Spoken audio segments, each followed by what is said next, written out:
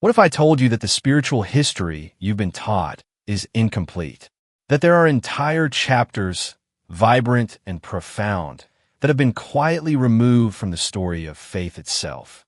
When we speak of ancient gods and sacred texts, why do our minds travel to Greece, to Rome, to the Norse lands, but so rarely journey to the continent that cradled humanity itself? Africa. Its spiritual footprint seems to linger in the background, like a whisper in a crowded room, felt but not fully heard. This silence, it shouldn't exist, and its presence hints at a deeper mystery. This isn't about confrontation. It's about revelation. A journey into the quiet spaces of history to listen for the echoes of what and who has been forgotten. If you've ever felt that the map of faith you were given has missing territories, then perhaps you've already sensed the shape of this absence. Now consider the foundation of that map, the Bible itself. We often treat it as a text that simply fell from the heavens, complete and unchanging. But what if we pause to ask a more subtle question? Who decides what is sacred? The books you hold were filtered through a very human process. Centuries after the events they described, councils of men gathered in marble halls. They debated, they voted. Some scrolls were elevated, bound in gold, and declared canonical, the official word. Others, often just as ancient, just as fervent, were set aside, labeled apocryphal, or even heretical. Their voices, which might have sung a slightly different note in the great chorus of understanding, were slowly faded out. This was not a neutral act of collection. It was an act of curation. And in that process of selection, certain perspectives, certain ways of encountering the divine were inevitably lost. The spiritual landscape of Africa, vast and deeply rooted, was one of the most profound voices that never made it to that table. It's a sobering thought. Our understanding of the divine was shaped, in part, by political and cultural filters. Faith history was never a passive recording. It was an active construction. But to understand what was overlooked, we must first step back, far back, to an Africa before religion had a name as we know it. This was not a spiritual void, a primitive darkness waiting for a foreign light. It was a symphony of understanding. Imagine a spirituality not confined to temples of stone, but alive in the sacred grove, the rushing river, the towering baobab. The divine was perceived as a boundless, supreme source, often called Olajumer, Niam, or 1,000 other names, too vast to be fully grasped. And so this ultimate force expressed itself through a beautiful plurality of principles: deities, Orishas, Abuzum. These were not petty gods fighting on mountaintops. Think of them as divine facets, sacred energies governing specific domains of existence: justice, creativity, healing, the womb of the earth, the forge of technology. This was a cosmology of balance, of cosmic order and ancestral memory, where ritual was a language to maintain harmony between the community, the environment, and the unseen world. Our ancestors were not lost souls groping in the dark. They were sophisticated philosophers of the spirit, mapping the interior universe with a complexity we are only beginning to rediscover.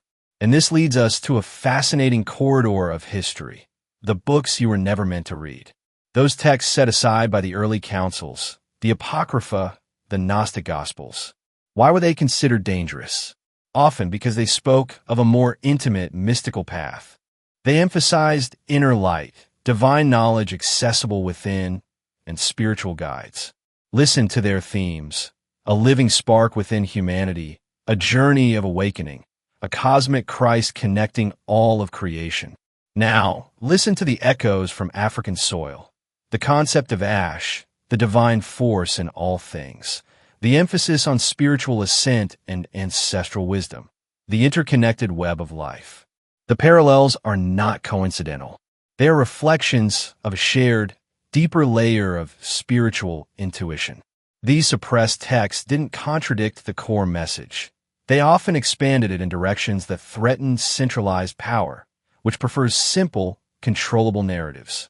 Their silence in our standard Bibles makes the gaps in our understanding feel like personal failing. But what if those gaps are not in you, but in the story you were handed? And yet, even in the approved text, Africa is not absent. It's simply been pushed to the margins of our imagination. Look closer. The land of Kush, a powerful African empire, is mentioned with reverence. Moses marries a Cushite woman. The Queen of Sheba, a monarch of awe and wisdom, travels from her kingdom to Solomon. The prophet Jeremiah is saved by an African named Ebed-Melech. In the book of Acts, one of the first Gentiles baptized is an Ethiopian treasurer, a man of high authority, reading Isaiah on his journey home. And Egypt is more than a place of slavery. It is a repeated place of refuge and revelation. Abraham finds sanctuary there during famine. Joseph rises to power there, and for centuries is the intellectual and spiritual center of the known world. Africa was never a passive backdrop to biblical drama. It was an active participant, a crucible of faith and survival. We've been taught to see the narrative through a narrow lens, but the characters, the settings, the very lineage of these stories are deeply intertwined with the African continent. The Bible hints at this architecture too. The Psalms even speak of God presiding in a great assembly and judging among the gods. This isn't polytheism as we simplistically define it. It's a more complex, layered monotheism, a supreme sovereign with a court of divine agents. This concept resonates powerfully with African spiritual structures of a supreme creator and its manifold expressions. So why was this smoothed into a strictly singular narrative? Perhaps because a solitary, unchallenged authority is easier to align with a solitary, unchallenged earthly power. The myth of pure, simple monotheism serves a theological and political order. But the ancient texts, in their original depth, suggest a cosmos teeming with conscious, divine life. Understanding this context casts the last few centuries in a starker, more tragic light. For when European missionaries crossed into Africa, they did not come as scholars seeking to understand a new spiritual lexicon. They came with a closed canon, a solidified hierarchy of heaven, and the full force of colonial ambition. The rich tapestry of local cosmology was not engaged with. It was diagnosed as demonic. The Orishas became a devil. The ancestral ritual became witchcraft. Sacred drums were banned. Priests were imprisoned. People were given Christian names, severing the link to ancestry embedded in their own. This was spiritual colonization. The message of Christ, which in its essence spoke of liberation and love, was tragically weaponized into a tool of cultural genocide and psychological control. The goal was not just conversion of the heart, but the conquest of memory. It's crucial to separate the timeless figure of Jesus from this historical machinery of domination. The evidence was always there, waiting in plain sight. This brings us to a powerful point of connection, a bridge between worlds. In the Bible, you have angels, divine messengers like Gabriel and Michael, protectors, healers, agents of God's will. In African cosmology, you have entities like the Orishas, the Vodun, the Netu of Kemet. What if we paused our instinct to categorize and compared their roles instead? Both are intermediaries. Both carry out specific functions. One might be a warrior defender, another a bringer of messages, another a healer or a teacher. The fundamental difference may not be in their nature, but in the language and cultural framework used to describe them. One system was embraced by an empire that wrote the dominant history. The other was rooted in oral traditions that could be more easily scattered and silenced. One was legitimized as a heavenly host. The other was demonized as pagan idols. But strip away the labels imposed by history's winners, and you find a shared human intuition that the immense divine source interacts with our world through a spectrum of conscious, specialized forces. This isn't about competition. It's about recognizing different dialects of the same spiritual reality. This idea of plurality within the sacred might seem challenging, but it whispers from within the Bible itself.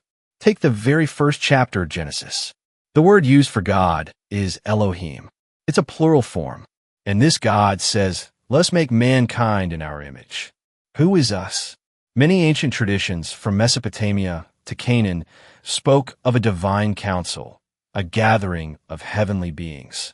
The grief we feel today, that sense of dislocation, of spiritual shame, is not a failing of faith. It is the lingering echo of that profound violence against identity. And this makes the hidden thread of Africa in Jesus' own story all the more poignant. Where does the Holy Family flee to escape Herod's slaughter? They find refuge in Egypt. For years, the child who would shape Western civilization walked African soil. He breathed its air, was protected by its people. In the silence of those so-called lost years, might he have been touched by the ancient wisdom traditions of that land? The same traditions that built the pyramids not just as tombs, but as spiritual machines for ascension. The Egyptian mysteries spoke of death and resurrection, of a moral heart weighed against a feather of truth. To imagine a young Jesus encountering these concepts doesn't diminish him. It rehumanizes him and universalizes his journey. It places him squarely within the global tapestry of sacred seeking. His later teachings, about the kingdom of God within, about living water, about being a vine and its branches, echo the organic, immanent spirituality that flourished across the continent. He didn't walk in a cultural vacuum. He walked where your ancestors walked. His path intersected with the very spiritual roots that were later cut down in his name. So, what then are these African gods that cause so much fear? Let's reframe them, not through the fearful lens of the colonizer, but through the eyes of the tradition that birthed them. They are not rival gods to the God of Abraham. If we must use comparative language, they are far closer to archangels, to aspects of the divine will, to the personified forces of nature and psyche through which the one supreme source interacts with creation. Ogun is not a god of war. He is the sacred principle of iron, of technology, of justice, and the fierce resolve required to clear a path. Yemoja is not a water goddess. She is the divine maternal energy of the ocean, of nurture, of the womb of life. This is a system of divine ecology, where balance between these forces is the goal. The demonization was a catastrophic misunderstanding, a willful mistranslation of a sacred language. Your spiritual roots were never evil. They were a sophisticated, holistic way of seeing a universe alive with sacred intention. The consequence of this rupture has been a slow, profound de-Africanization of Christianity itself. Look at the imagery. The Jewish rabbi from the Middle East was systematically transformed in art into a pale, blue-eyed European. The saints followed. The theology, filtered through Greek philosophy and Roman law, often emphasized guilt, depravity, and a distant, judgmental God, a stark contrast to the communal, ancestral, and life-affirming balance of many African traditions. This created a spiritual identity fracture for millions. To be a faithful Christian often felt like rejecting the spiritual intuition of your own culture, your own ancestors. Faith became a site of tension, not wholeness. But empowerment begins with realizing you don't need permission from a whitened iconography or a colonial theology to belong. The divine encounter you seek has always been accessible in the spiritual language of your own heritage. This journey, then, is not about replacement. It's not an invitation to tear down your faith, but to expand the ground on which it stands. This is about reconnection. Healing comes through integration, not rebellion. You can honor the Christ who found refuge in Africa while also honoring the ancestral spirits who guarded your lineage. You can read the Bible while also understanding the divine counsel it hints at, a concept that feels familiar to an African soul. This is about claiming personal spiritual responsibility, moving from being a passive recipient of a finalized tradition to an active participant in a living, breathing conversation with the divine that spans continents and millennia. You can hold both truth and faith when faith is big enough to contain the truth. So, as we reach the end of this reflection, the revelation is not a single, shocking fact. It is a quieter, deeper knowing. It is the realization that your spiritual longing, that subtle feeling that something ancient is missing from the story, is not a delusion. It is a memory encoded in your very bones, in the collective unconscious of a people whose connection to the sacred was not erased, but profoundly interrupted. The forgotten gods of Africa were not deleted. They were forced into silence, disguised, or buried under layers of foreign interpretation. But what is buried is not dead. It sleeps in the land, in the stories that survived, in the intuitive pull you feel toward rivers, forests, and the names of ancestors. This is your invitation, not to convert, but to listen, to wonder, to ask what aspects of your own spiritual identity were quietly removed from the narrative you inherited, and to have the courage to imagine them back in. For something ancient is not lost. It is waiting to be remembered. And perhaps, in your quiet reflection, it already is.